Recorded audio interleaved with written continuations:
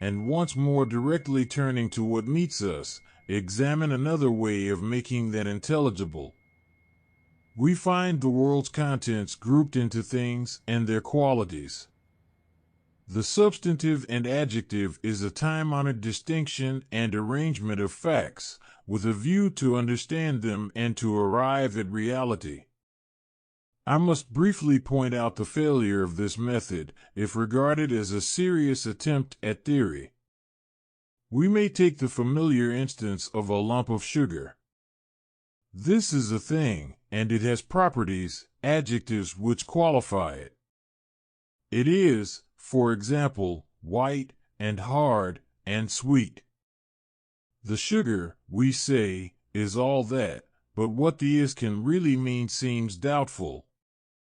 A thing is not any one of its qualities, if you take that quality by itself. If sweet were the same as simply sweet, the thing would clearly be not sweet. And, again, in so far as sugar is sweet, it is not white or hard. For these properties are all distinct, nor, again, can the thing be all its properties, if you take them each severally.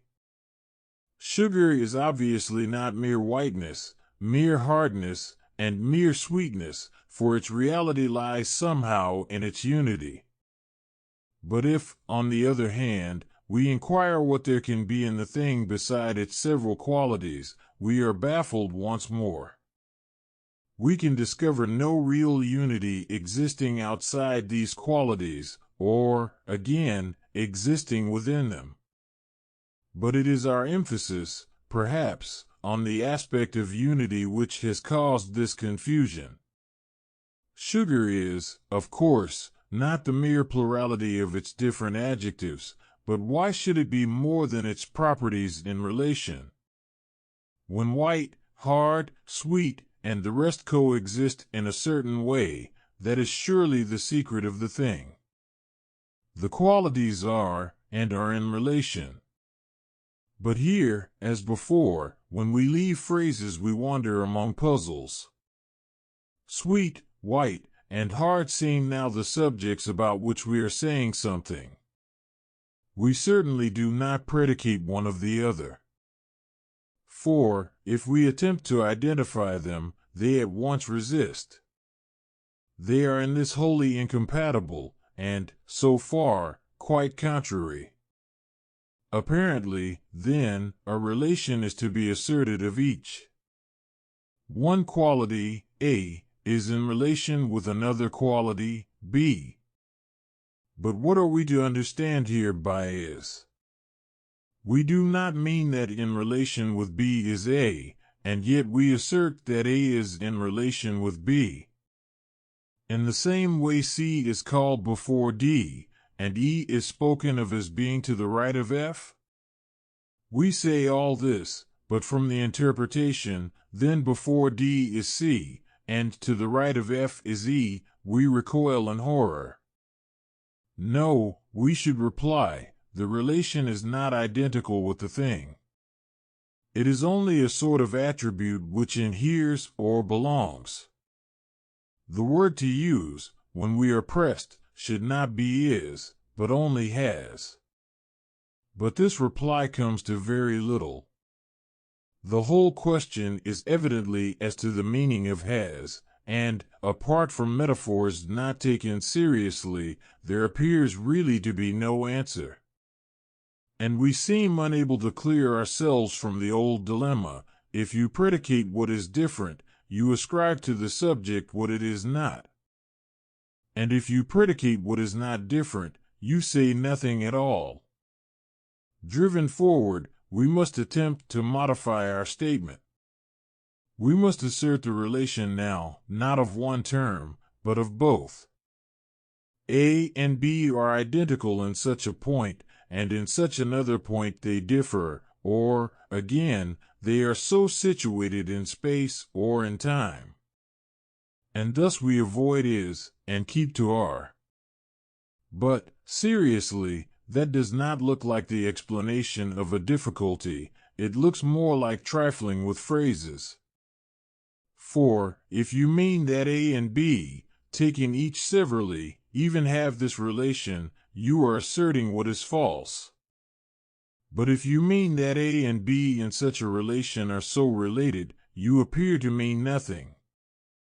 For here, as before, if the predicate makes no difference, it is idle, but if it makes the subject other than it is false. But let us attempt another exit from this bewildering circle. Let us abstain from making the relation an attribute of the related, and let us make it more or less independent. There is a relation C, in which A and B stand, and it appears with both of them. But here again we have made no progress.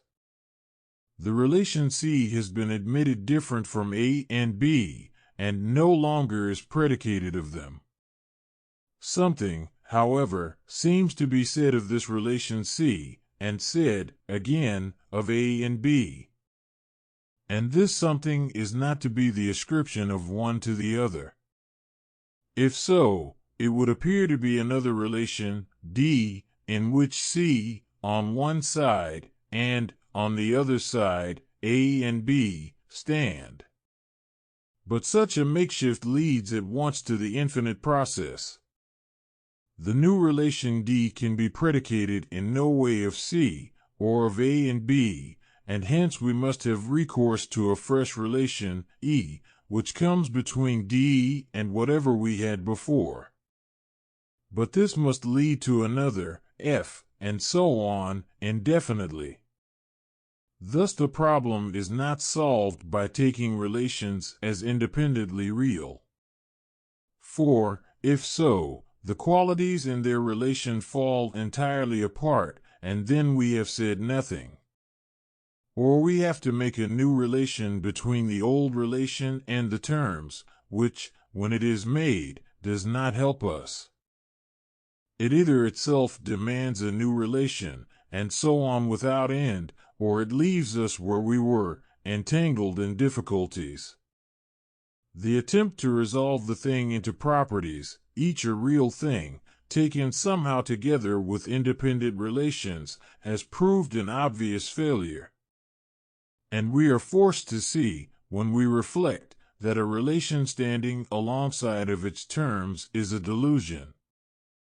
If it is to be real, it must be so somehow at the expense of the terms, or, at least, must be something which appears in them or to which they belong. A relation between A and B implies really a substantial foundation within them. This foundation, if we say that A is like to B, is the identity X which holds these differences together. And so with space and time, everywhere there must be a whole embracing what is related, or there would be no differences and no relation. It seems as if a reality possessed differences, A and B, incompatible with one another and also with itself.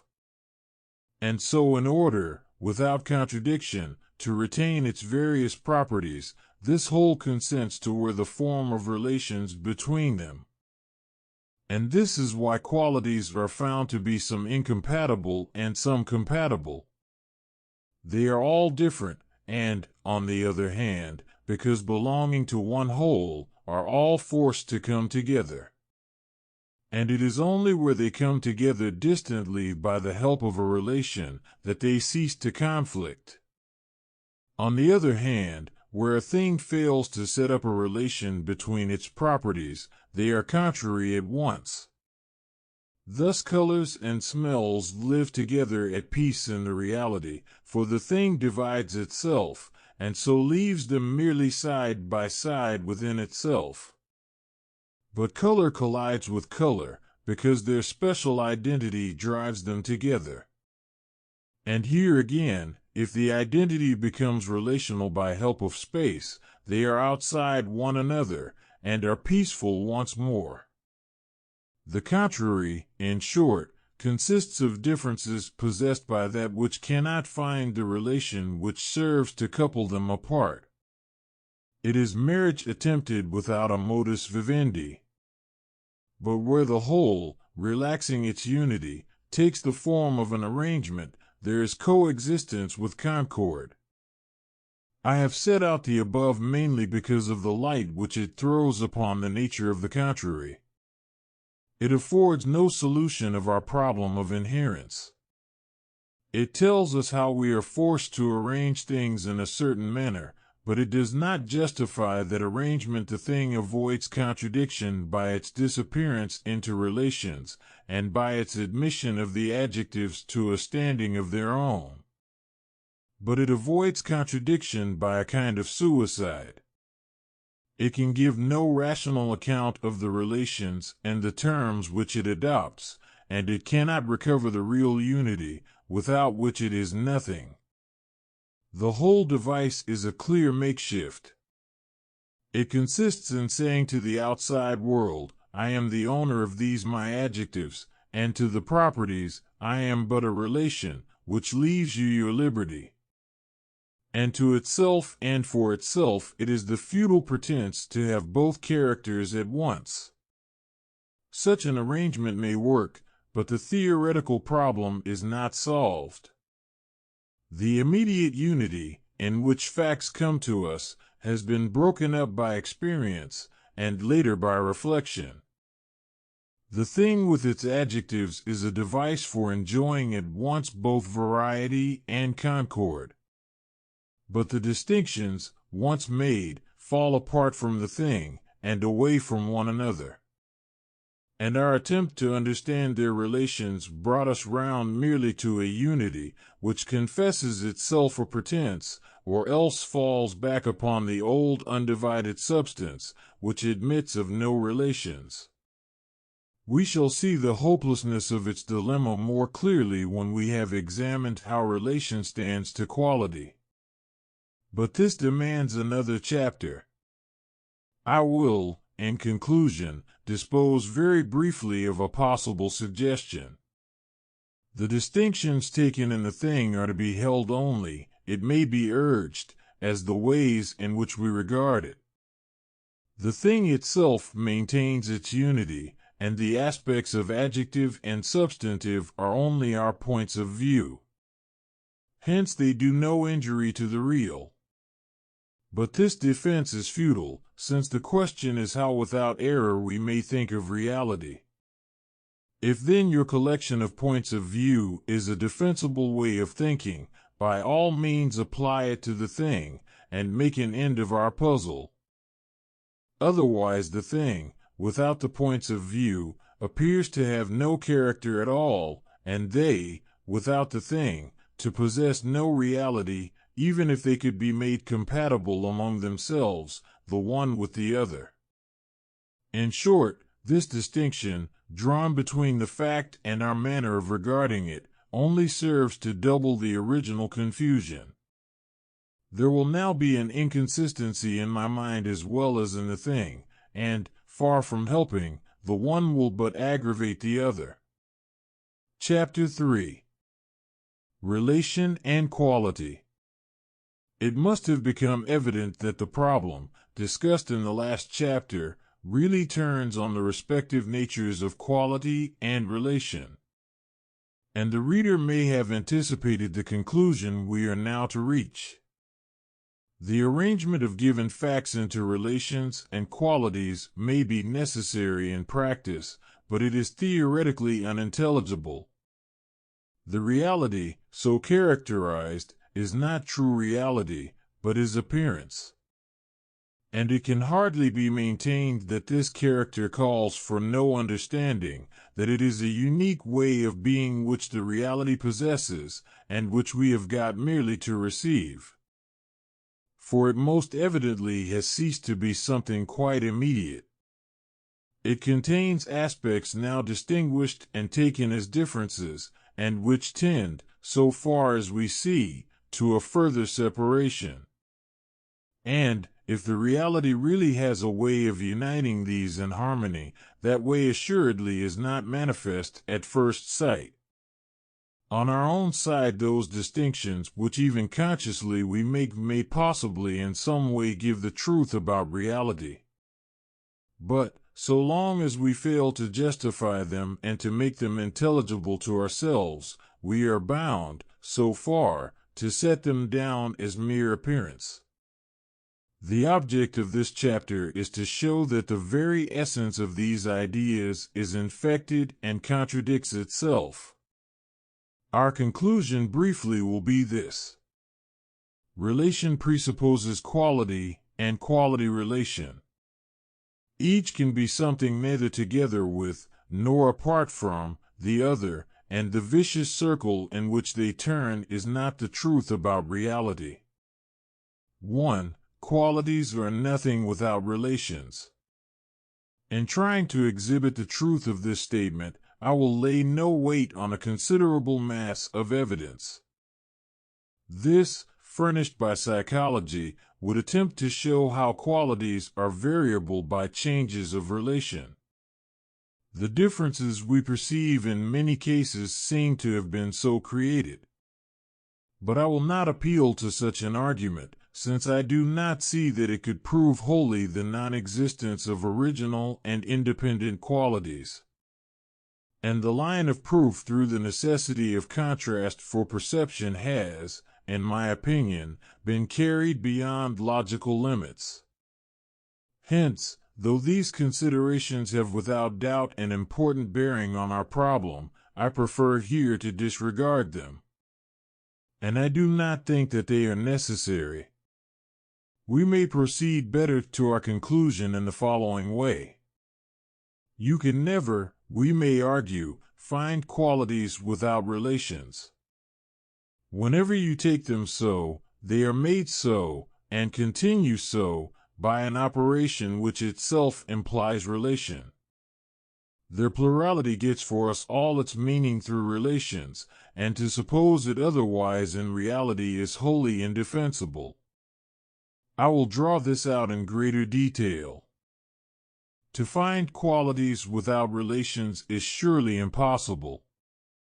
In the field of consciousness, even when we abstract from the relations of identity and difference, they are never independent. One is together with, and related to, one other, at the least, in fact, always to more than one. Nor will an appeal to a lower and undistinguished state of mind, wherein one feeling or many aspects, assist us in any way. I admit the existence of such states without any relation, but I wholly deny the presence of qualities. For if these felt aspects, while merely felt, are to be called qualities proper, they are so only for the observation of an outside observer. And then for him they are given as aspects, that is, together with relations. In short, if you go back to mere unbroken feeling, you have no relations and no qualities. But if you come to what is distinct, you get relations at once. I presume we shall be answered in this way. Even though, we shall be told, qualities proper cannot be discovered apart from relations, that is no real disproof of their separate existence. For we are well able to distinguish them and to consider them by themselves. And for this perception certainly an operation of our minds is required. So far, therefore, as you say, what is different must be distinct, and, in consequence, related. But this relation does not really belong to the reality. The relation has existence only for us, and as a way of our getting to know. But the distinction, for all that, is based upon differences in the actual, and these remain when our relations have fallen away or have been removed. But such an answer depends on the separation of product from process, and this separation seems indefensible. The qualities, as distinct, are always made so by an action which is admitted to imply relation. They are made so, and, what is more, they are emphatically kept so. And you cannot ever get your product standing apart from its process. Will you say, the process is not essential? But that is a conclusion to be proved, and it is monstrous to assume it. Will you try to prove it by analogy? It is possible for many purposes to accept and employ the existence of processes and relations which do not affect specially the inner nature of objects. But the very possibility of so distinguishing in the end between inner and outer, and of setting up the inner as absolutely independent of all relation, is here in question. Mental operations such as comparison, which presuppose in the compared qualities already existing, could in no case prove that these qualities depend on no relations at all. But I cannot believe that this is a matter to be decided by analogy, for the whole case is briefly this. There is an operation which, removing one part of what is given, presents the other part in abstraction. This result is never to be found anywhere apart from a persisting abstraction. And, if we have no further information, I can find no excuse for setting up the result as being fact without the process. The burden lies wholly on the asserter, and he fails entirely to support it. The argument that in perception one quality must be given first and before others, and therefore cannot be relative, is hardly worth mentioning. What is more natural than for qualities always to have come to us in some conjunction, and never alone? We may go further. Not only is the ignoring of the process a thing quite indefensible, even if it blundered into truth, but there is evidence that it gives falsehood. For the result bears internally the character of the process. The manyness of the qualities cannot, in short, be reconciled with their simplicity. Their plurality depends on relation, and, without that relation, they are not distinct. But, if not distinct, then not different, and therefore not qualities. I am not urging that quality without difference is in every sense impossible. For all I know, creatures may exist whose life consists, for themselves, in one unbroken simple feeling, and the arguments urged against such a possibility in my judgment come short. And, if you want to call this feeling a quality, by all means gratify your desire. But then remember that the whole point is quite irrelevant. For no one is contending whether the universe is or is not a quality in this sense. But the question is entirely as to qualities. And a universe confined to one feeling would not only not be qualities, but it would fail even to be one quality, as different from others and as distinct from relations. Our question is really whether relation is essential to differences. We have seen that in fact the two are never found apart. We have seen that the separation by abstraction is no proof of real separateness. And now we have to urge, in short, that any separateness implies separation, and so relation, and is therefore, when made absolute, a self-discrepancy. For consider, the qualities A and B are to be different from each other, and, if so, that difference must fall somewhere. If it falls, in any degree or to any extent, outside A or B, we have relation at once. But, on the other hand, how can difference and otherness fall inside? If we have in A any such otherness, then inside A we must distinguish its own quality and its otherness.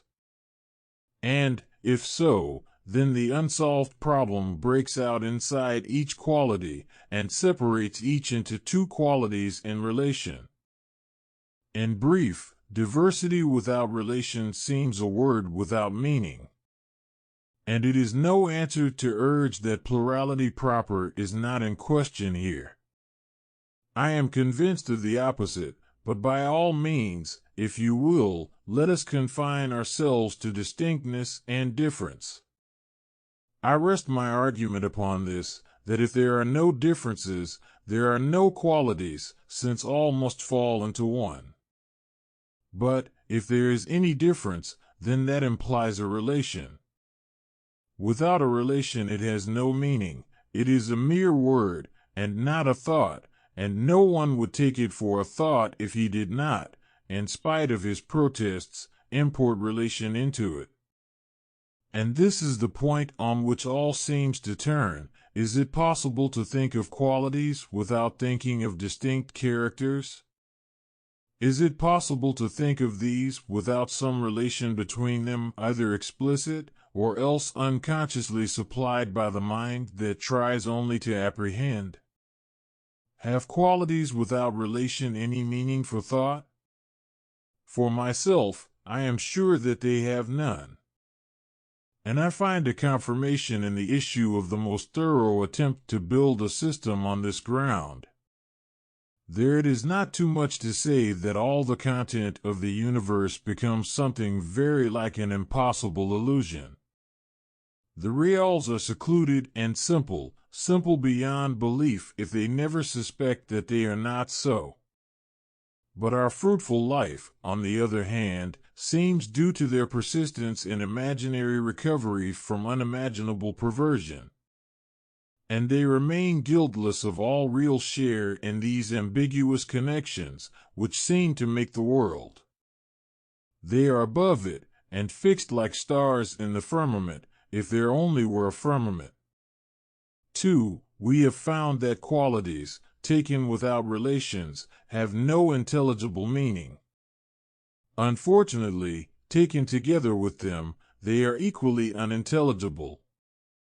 They cannot, in the first place, be wholly resolved into the relations.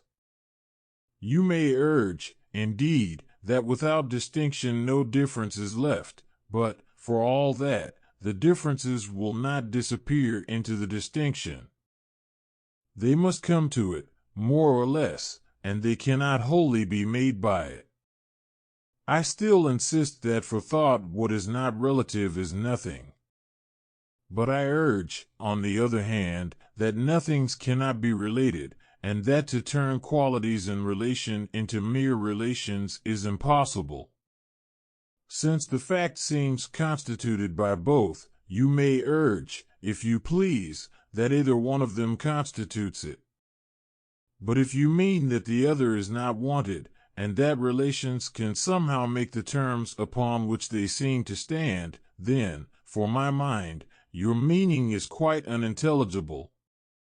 So far as I can see, relations must depend upon terms, just as much as terms upon relations.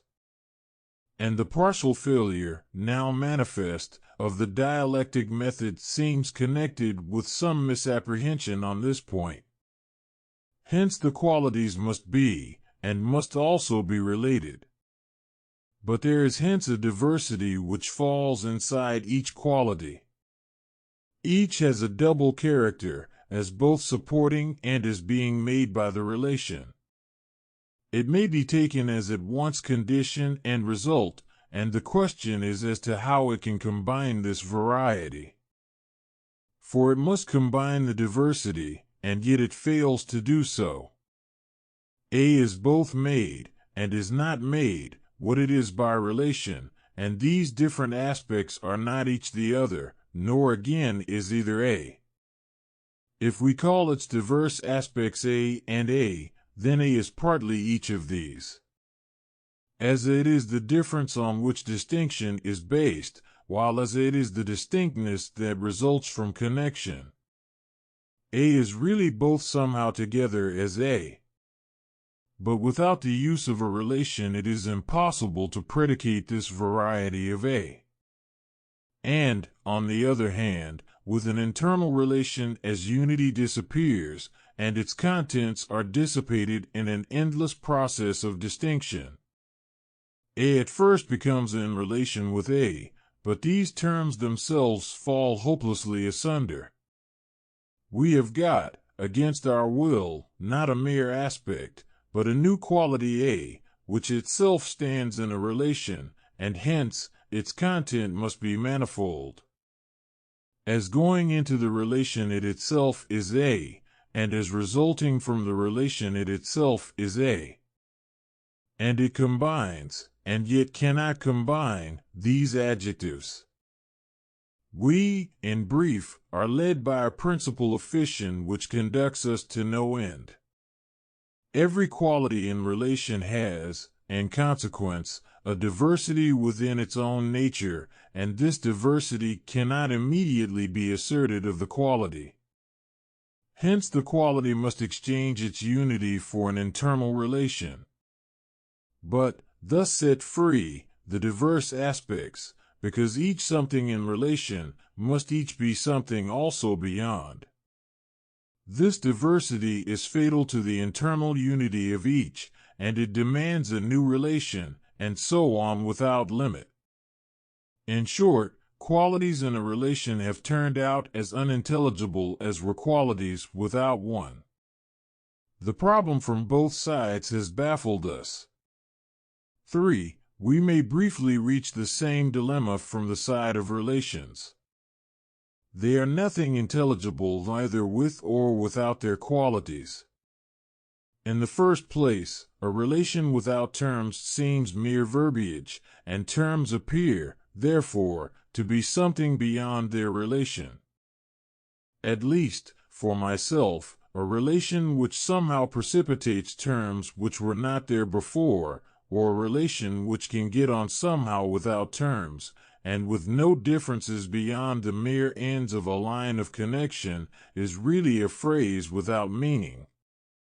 It is, to my mind, a false abstraction, and a thing which loudly contradicts itself, and I fear that I am obliged to leave the matter so. As I am left without information, and can discover with my own ears no trace of harmony, I am forced to conclude to a partial deafness in others. And hence a relation, we must say, without qualities is nothing. But how the relation can stand to the qualities is, on the other side, unintelligible. If it is nothing to the qualities, then they are not related at all, and, if so, as we saw, they have ceased to be qualities, and their relation is a nonentity. But if it is to be something to them, then clearly we now shall require a new connecting relation.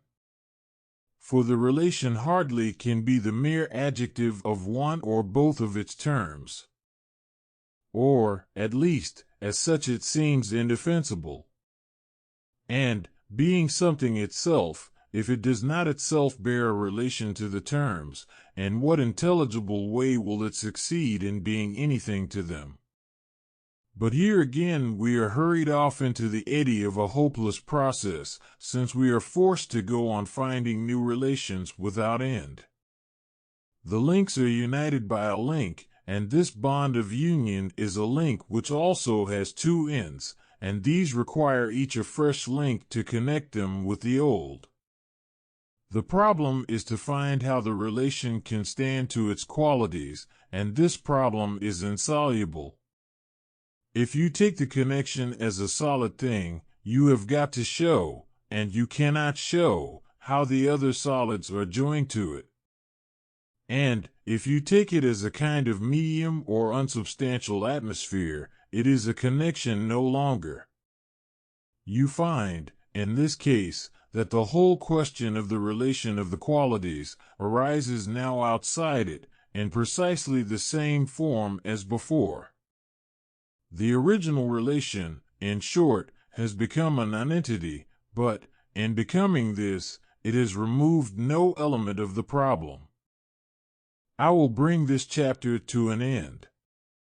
It would be easy, and yet profitless, to spin out its argument with ramifications and refinements. And for me to attempt to anticipate the reader's objections would probably be useless. I have stated the case, and I must leave it. The conclusion to which I am brought is that a relational way of thought, any one that moves by the machinery of terms and relations, must give appearance, and not truth. It is a makeshift, a device, a mere practical compromise, most necessary, but in the end most indefensible. We have to take reality as many, and to take it as one, and to avoid contradiction. We want to divide it, or to take it, when we please, as indivisible, to go as far as we desire in either of these directions, and to stop when that suits us. And we succeed, but succeed merely by shutting the eye, which if left open would condemn us, or by a perpetual oscillation and a shifting of the ground, so as to turn our back upon the aspect we desire to ignore. But when these inconsistencies are forced together, as in metaphysics they must be, the result is an open and staring discrepancy. And we cannot attribute this to reality, while, if we try to take it on ourselves, we have changed one evil for two. Our intellect, then, has been condemned to confusion and bankruptcy, and the reality has been left outside uncomprehended. Or rather, what is worse, it has been stripped bare of all distinction and quality. It is left naked and without a character, and we are covered with confusion. The reader who has followed and has grasped the principle of this chapter will have little need to spend his time upon those which succeeded. He will have seen that our experience, where relational, is not true, and he will have condemned, almost without a hearing, the great mass of phenomena. I feel, however, called on next to deal very briefly with space and time.